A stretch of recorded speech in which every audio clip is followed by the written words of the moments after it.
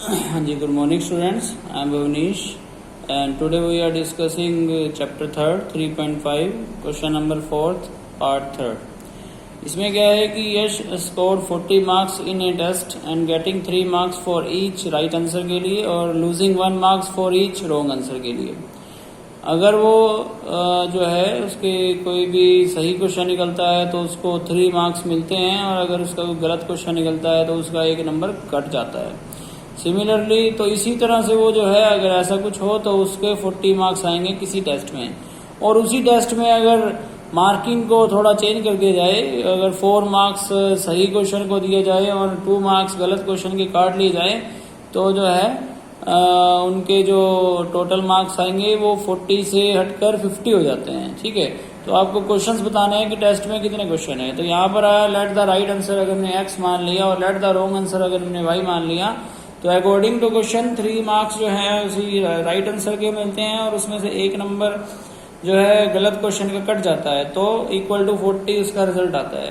Similarly 3 की जगह अगर 4 मार्क्स राइट आंसर के मिले और 1 की जगह 2 मार्क्स रॉन्ग आंसर के कट जाएंगे तो माइनस इक्वल टू 50 मार्क्स उसके जो है आते हैं। सेकेंड इक्वेशन बनती है। इसको आप किसी भी मेथड से कर सकते हैं क्योंकि उसने बोला है एनी अलजेब्रिक मेथड, तो किसी भी अलजेब्रिक मेथड से आप इस क्वेश्चन को कर सकते हैं। मैंने यहाँ पर क्योंकि अभी रिवीजन थोड़ा क्रॉस मल्टीप्लिकेशन मेथड की नहीं हुई है इसलिए क्रॉस मल्टीप्लिकेशन मेथड से कर रहा हूँ। इसमें सबसे पहले a1 b1 c1, a1 यहाँ पर 3 है, b1 -1 है, c1 भी -40 है, a2 यहाँ पर जो है 4 है और b2 यहाँ -2 है और c2 -50 है। ये मैंने यहाँ पर ले ली है।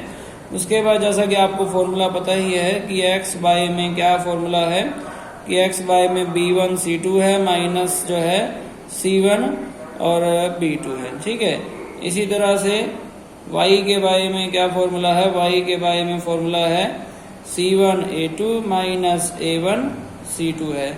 सिमिलरली इसी तरह से जो है 1 के बारे में क्या फॉर्मूला है a1 b2 है और माइनस b1 a2 है। तो इसकी वैल्यू आपको पुट करनी है, तो मैंने एज इट इज जो है इसकी वैल्यू यहाँ पर जो है पुट कर दी x के बारे में। b1 कितना है, b1 वहां से देखा -2 है और c2 कितना है, b1 कितना है, b1 1 है, b1 -1 है और c2 कितना है -50 है। तो यहाँ पर आ गया। फिर c1 कितना है, c1 देखा कि -40 है और b2 कितना है, b2 देखा तो -2 है। ठीक है, इसी तरह सिमिलरली y के बारे में c1 मैंने यहाँ पर रखा -40 और a2 कितना, a2 है 4। सिमिलरली यहाँ पर a1 कितना है, a1 है 3 और c2 कितना है -50। सिमिलरली यहाँ 1 के बारे में क्या आएगा, 1 के बारे में आता है a1 है 3, b2 है -2। ठीक है, और b1 है -1 और a2 है 4। सिमिलरली ये सब आपने लिख देने हैं।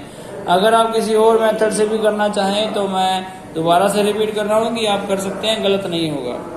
तो इसके बाद x बाय में यहाँ पर क्या आ रहा है माइनस प्लस 50 और यहाँ माइनस प्लस और ये बाहर माइनस है 80। y बाय में यहाँ -160 और माइनस प्लस 150। यहाँ आ रहा है 1 बाय में -6 और +4। ठीक है, यहाँ आ रहा है x बाय में -30, y बाय में -10 और 1 बाय -2। x बाय -30 को भी कंपेयर करना है -1/2 से। सिमिलरली y बाय -10 को भी कंपेयर करना है -1/2 से। तो x equal to -30 by -2, minus से माइनस कैंसल, तो x की वैल्यू आ गई 15। Similarly y equal to -10 by -2, तो y की वैल्यू आ गई 5। ठीक है, यहाँ पर हमें बताना क्या था, आंसर क्या बताना है, आंसर ये बताना है कि टोटल क्वेश्चन कितने हैं। तो टोटल क्वेश्चन है यहाँ पर 15 + 5 is equal to 20 total question है। तो यहाँ पर आप बता सकते हैं कि x + y is equal to 15 + 5 is equal to 20 is the answer. ठीक है, होप सो आपको सबको समझ में आया होगा। सिमिलरली इसका 4th पार्ट है, वो कह रहे हैं कि प्लेस ए और B are the 100 meter apart है। कोई ए और बी जो प्लेस है वो एक दूसरे से 100 किलोमीटर दूर हैं ऑन ए हाईवे पर। एक कार जो है स्टार्ट होती है फ्रॉम ए से and another car from B से at the same time. If the car travel in the same direction में अगर जाते हैं एट डिफरेंट स्पीड पर तो वो 5 घंटे में 5 आवर में मिल जाते हैं। If they travel toward each other they meet in 1 hour मिलते हैं। What are the speed of the two cars, क्या थी, ठीक है।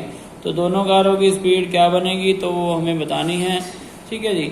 तो इसमें सबसे पहले हमको जो है लेट करना पड़ेगा, let the speed of the first car, या let the speed of car A, ठीक है। और उसके बाद let the speed of car B हमें लेट करना है, ठीक है। तो इससे ये भी पता लगता है कि अगर दोनों एक तरफ चलते हैं ए और बी तो 100 किलोमीटर की दूरी को जो है वो 5 आवर में एक दूसरे से अगर एक ही डायरेक्शन में चलते हैं तो 5 आवर में ख़त्म कर देते हैं। तो इसका मतलब ये है जो ए गाड़ी है वो ज़्यादा स्पीड से चल रही है एज़ कम्पेयर टू बी, तभी जो है उन दोनों का जो बीच का जो डिस्टेंस था वो जो है बराबर हो गया। जब पिछली गाड़ी जो है आगे वाली गाड़ी से तेज चल रही होती है तभी वो जो है डिफरेंस जो है वो ख़त्म हो सकता है। तो यहाँ पर जो speed equal to distance by time का हमारे पास फॉर्मूला है। स्पीड एक्स और वाई मैंने मान ली, let the speed of car A X, let the speed of car B. तो दोनों जब एक ही डायरेक्शन में चलेंगे तो क्या होगा, तो जो है जब एक दूसरे के पीछे चल रहे हैं तो वहां पर जो है फर्स्ट वाले की स्पीड अगर ज़्यादा है और सेकंड वाले की स्पीड अगर कम है तभी मिल पाएंगे। तो यहाँ पर डिफरेंस को ख़त्म करने के लिए x माइनस वाई स्पीड जो भी थी, x की स्पीड और y की स्पीड, उन दोनों को ख़त्म किया।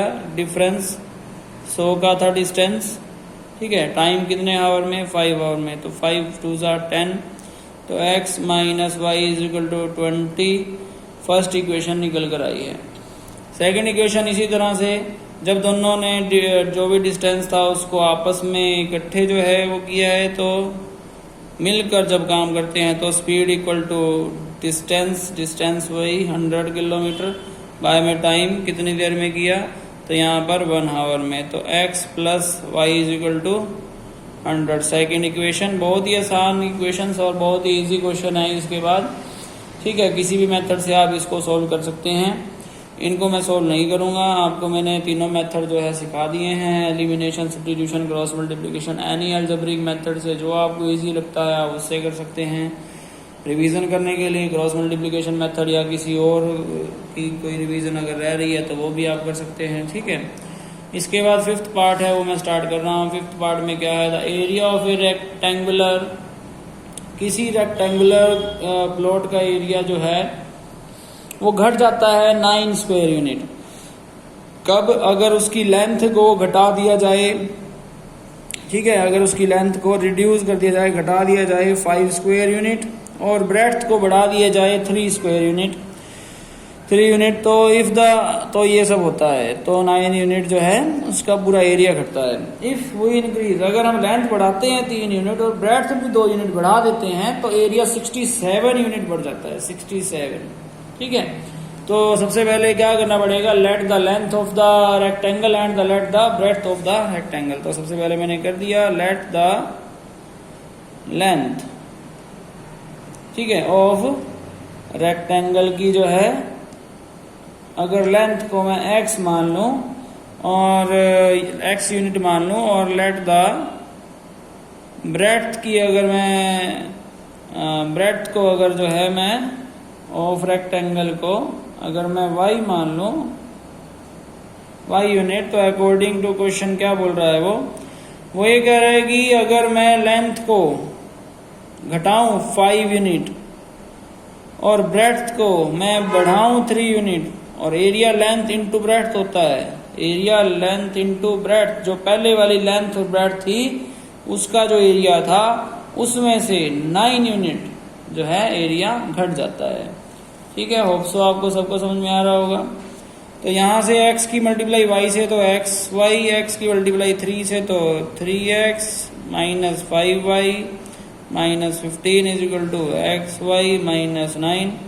एक्स वाई से एक्स वाई कैंसल आउट हो गए तो यहाँ से आ गया 3x minus 5y is equal to minus 9 plus 15, 3x minus 5y is equal to 6। ये यहाँ पर इक्वेशन फर्स्ट आ चुकी है। उसके बाद हमारे पास क्या है, उसके बाद यहाँ पर सेकंड जो है यहाँ पर सिचुएशन है, उसमें बोल रहा है कि अगर लेंथ को भी बढ़ाया जाए और ब्रेड्थ को भी बढ़ाया जाए तो एरिया भी बढ़ जाता है। ठीक है, तो x की मल्टीप्लाई y से तो xy, x की मल्टीप्लाई 2 से तो 2x प्लस 3y प्लस 3 2 जा 6 इज इक्वल टू कितना आ जाएगा xy प्लस 67। xy से xy cancel, 2x plus 3y is equal to 67 minus 6, 2x plus 3y is equal to 61। This is the equation number 2। ठीक है, यहाँ पर जो है दोनों इक्वेशन जो है बनकर सामने आई हैं आपके सामने। पहली है 3x minus 5y is equal to 6, दूसरी बनी है 2x plus 3y is equal to 61। इन दोनों इक्वेशन में किसी भी मेथड से आप सॉल्व करके x और y की वैल्यू आप निकाल सकते हैं। ठीक है, होप सो आपको 3.5 तक के सभी क्वेश्चन समझ में आ गए होंगे। अगर कोई भी क्वेश्चन आपको समझ में नहीं आया तो आप जो है उसकी क्वेरी जो है मुझसे ले सकते हैं। ठीक है, थैंक यू सो मच।